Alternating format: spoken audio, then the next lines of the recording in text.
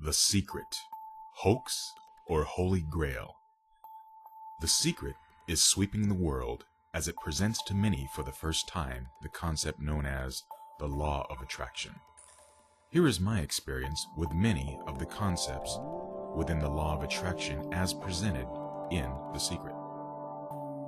I have been practicing the art of positive thinking for some time now.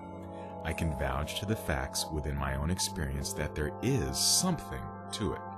However, I must, for the sake of all our sanities, interject a most important theme to hold on to when delving into The Secret, the law of attraction, sometimes abbreviated as LOA, or positive thinking in general for the first time. This is what I like to call the 99 to 1 factor. You see, in the realm of nature, there is this factor we must call the random element. If you do not accept the factual realities of at least a 1% random factor in regards to positive thinking, you could possibly go insane. Think of a professional boxer. I can think of no better example than the awesome, multiple-time former heavyweight champion, George Foreman, to illustrate what I'm talking about here. If you, as in the case of George, set a goal, then work with great effort towards that goal, there is a very good chance you may end up there. However, you will not, under odds of 1,000,000,000 to 1 or more, have the entire journey occur exactly as you wish.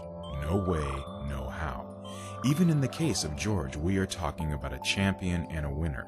If he could have wished it to go exactly the way he wanted, I think there are a few things he would have wished away, and a few things that he would never have expected. Somehow, I can't see George as a young teen beginning his boxing career saying, "Then one day, I will be the world's greatest salesman of translucent grills the world has ever seen." Also, I'm sure if he was in The Secret's wish mode, he would have skipped the few losses he had altogether and made sure that a few of those hits he took never happened. Another way to think of it is to think of a sailboat.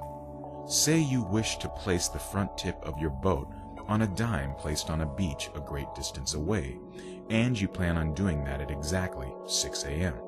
Now remember, this is a sailboat. Sometimes you get wind, sometimes you don't, sometimes you get storms, sometimes you don't. The elements are the uncontrollable factors, and even if they are in some unheard of 1 percentile, they mean the world of difference. Even the best sailor in the world will have a heck of a time getting the tip of that boat to beach within 5 feet of the dime in the sand, and better than within 10 minutes of exact arrival time.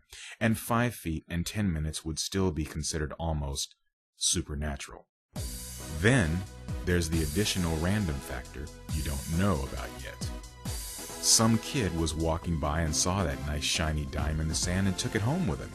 Ah, shucks. Guess you can't always get exactly what you want, but you can get closer. Am I down on The Secret? Mostly no. In fact, I think it is really cool what has happened with it. I just don't want anyone to think it's 100% and get their heart broken. Please, do write down your goals, vision boarding, well, maybe, but plan on either or both being possible to about 90% or a little more. That's if you really go for it and get lucky too. Even Oprah Winfrey, who has really jumped on The Secret as a supporter, seems to forget she could have never ever even set the goal of exactly what she has become today. I mean, the job title, Queen of all entertainment media and one of the richest women in human history, was not even an available job title when she was wishing. So for her, she sailed toward that dime and ended up at a cave of diamond mines instead. Yeehaw! That sometimes happens. Yeah, and sometimes a guy plans and wishes to at least survive making a living as a film director and hopes his innocent, Disney-esque live-action film at least breaks even and can help him pay off his used Pinto. Yeah, and then that film turns out to be Star Wars. Ba-dam! Ba-dam! Bet he didn't vision board that. In fact, he's been quoted many times as saying he never expected it to attain the level of success that it has. How could he have? Now, Oprah and George Lucas, or GL as I like to call him, got the most good part of that random 1% factor. But that 1% can also be, well, let's stay positive and say random. So if you are going for it with positive thinking, the law of attraction, the secret, etc., I say by all means go for it because a whole lot of it has worked for me. However, that 1% random seems to just be flat out of reach for everyone. Be happy when anything happens in that 90% of what you want. And don't ever be upset when the 1% throws you a curveball.